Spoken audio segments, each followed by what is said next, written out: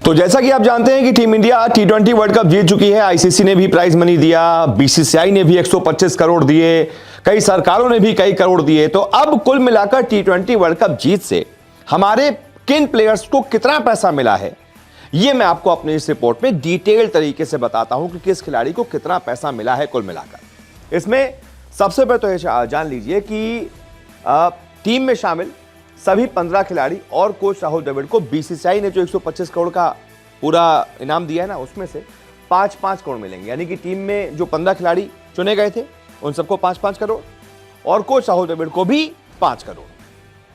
अब इस टीम में कौन कौन थे? रोहित, विराट, सूर्या, पंत, हार्दिक, शिवम दुबे, अक्षर पटेल, जडेजा, इन सबको 5-5 करोड़। बुमराह, कुलदीप, सिराज, अर्शदीप सिंह, संजू सैमसन, यशस्वी जायसवाल, युजवेंद्र चहल, ये तीनों खेल नहीं पाए, लेकिन क्योंकि 15 में शामिल थे इसलिए इनको भी 5-5 करोड़ तो यहां से मिल गए बीसीसीआई से। अब यहीं पर ही जो चारों बाकी जो रिजर्व खिलाड़ी थे ना, उनको भी 1-1 करोड़ बिना खेले ही 1-1 करोड़ सबको मिलेगा। रिंकू सिंह को 1 करोड़ मिलेगा, शुभमन गिल को 1 करोड़ मिलेगा, आवेश खान को मिलेगा, खलील अहमद को मिलेगा। ये चारों रिजर्व खिलाड़ी थे इसलिए इनको भी 1-1 करोड़ रुपए मिलेंगे। अब जो बाकी ग्राउंड कोचिंग स्टाफ, यानी ग्राउंड कोचिंग स्टाफ से हमारा मतलब हो गया fielding coach T Dilip, bowling coach Paras Mhambrey, ऐसे जो ग्राउंड में थे ना, ग्राउंड स्टाफ जो होता है बाकी का, उस कोचिंग स्टाफ को 2.5 करोड़ ईच।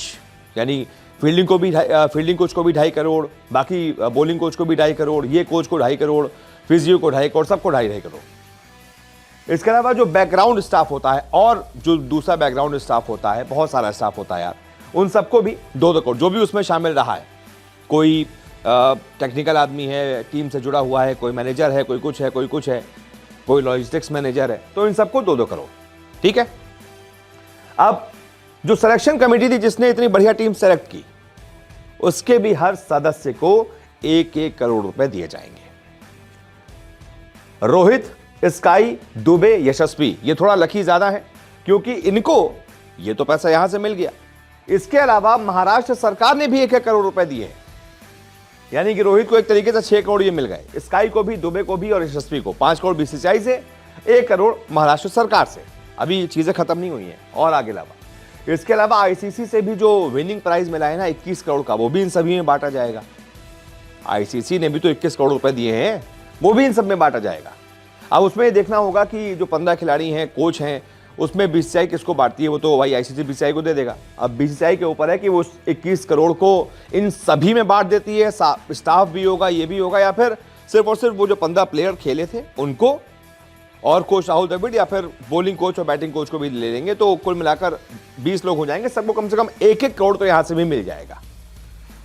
तो ये है पूरा सिनेरियो कि यानी कि हर खिलाड़ी को जो खेला है, कम से कम जो 15 के स्क्वाड में रहा है, उसको तो 6-7 करोड़ मिल जाएंगे, और जो बाकी के थे जैसे रिंकू सिंह हो गए, फ्री के 1 से 2 करोड़ उनको ही मिल गए, खलील अहमद को, शुभमन गिल को बिना खेले ही 1 से 2 करोड़ मिल जाएंगे। तो ये है पूरा सिनेरियो।